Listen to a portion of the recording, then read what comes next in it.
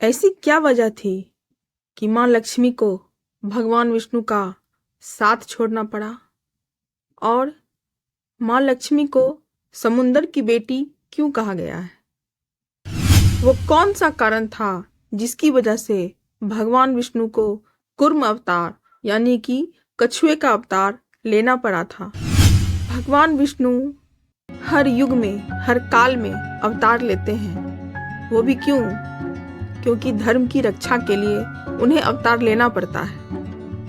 लेकिन ऐसी क्या घटना होती है जिसके कारण से भगवान विष्णु को धरती पे अवतरण लेना पड़ता है?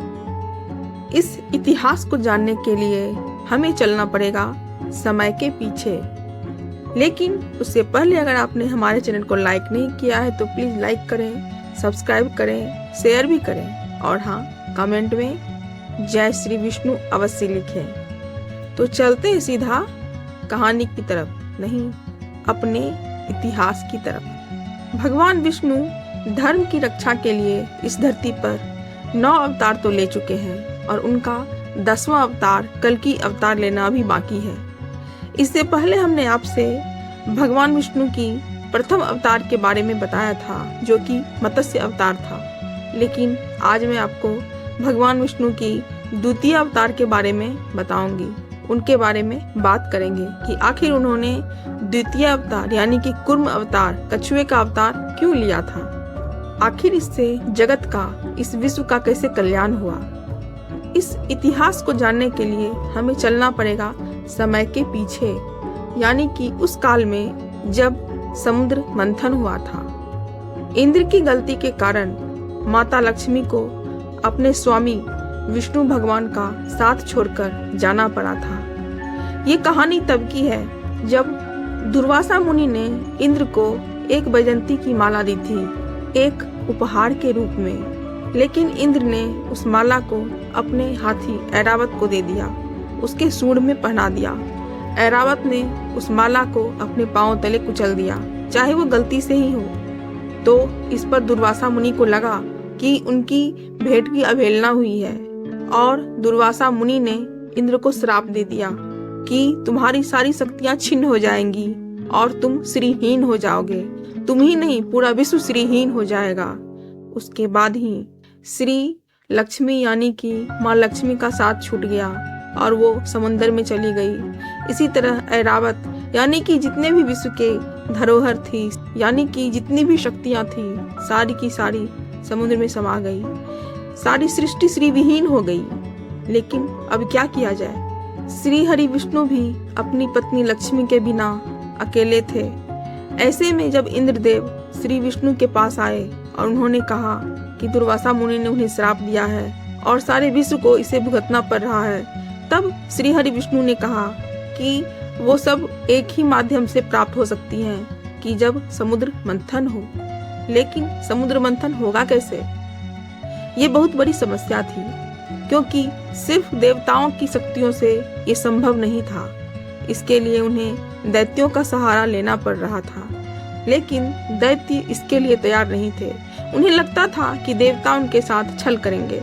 लेकिन देवताओं के बार बार मनाने पर दैत्य मान गए और उन्हें ये प्रलोभन दिया गया कि समुद्र मंथन से जो अमृत निकलेगा उससे उन दैत्यों को भी हिस्सा मिलेगा। फिर दैत्य भी इस प्रलोभन में तैयार हो गए कि उन्हें भी अमृत मिलेगा और वे भी हमेशा के लिए अमर हो जाएंगे। फिर मंदराचल पर्वत को एक मथनी के रूप में तैयार किया गया और देवता दानव दोनों मिलकर उस मंदराचल पर्वत को समुद्र में स्थापित करने के लिए आगे बढ़ने लगे। लेकिन मंदराचल पर्वत उन दैत्यों और देवताओं से समुद्र में स्थापित नहीं हो पा रहा था। फिर भगवान विष्णु ने उन्हें समुद्र में स्थापित किया। लेकिन अब आगे क्या किया जाए? आगे मथनी कैसे बनेगी? समुद्र मंथन कैसे होगा? इसके लिए भगवान वासुकी को नेति के रूप में और मंदराचल को मथनी के रूप में तैयार कर दिया गया और फिर सिलसिला हुआ समुद्र मंथन का। लेकिन समुद्र में मंथन तो हो ही नहीं रहा था। मंदराचल पर्वत समुद्र में स्थिर हो ही नहीं पा रहा था, क्योंकि वह सीधे गर्त में जा रहा था। अब क्या किया जाए? तब भगवान श्री हरि विष्णु ने कूर्म रूप यानी कि कछुए का रूप धारण किया। लेकिन उनके कूर्म रूप धारण करने से क्या हुआ? उन्होंने अपनी पीठ पर, आप सबको पता होगी कि कछुए की पीठ बहुत ही कठोर होती है, उनका वो कवच होता है, और भगवान विष्णु ने वही किया। एक विशाल कछुए का रूप धारण किया और अपने पीठ पर मंदराचल पर्वत को स्थिर किया। उसके बाद फिर मथनी आसानी से चलने लगी और सागर मंथन शुरू हो गया, जिसके बाद से आप सबको पता है ही कि सागर मंथन से क्या क्या निकले। जितने भी चीजें, वस्तुएं थी या जो भी था जो सागर में चले गए थे, जो श्री विहीन हो गई थी पृथ्वी, वो सब धीरे धीरे करके पृथ्वी पर वापस आने लगी। और श्री हरि विष्णु की धर्म पत्नी माता लक्ष्मी भी आई और फिर माँ लक्ष्मी और विष्णु भगवान का पुनर्विवाह हुआ। उससे पहले इंद्र का ऐरावत भी वापस आया और उसी से हलाहल विष भी निकला, जिसे महादेव ने ग्रहण किया था। फिर आई अमृत की बारी, जिसे लेने के लिए देवता और दानव दोनों में फिर से युद्ध शुरू हो गया। लेकिन श्री हरि विष्णु को पुनः एक बार फिर से एक और रूप धारण करना पड़ा, और वो रूप था मोहिनी रूप।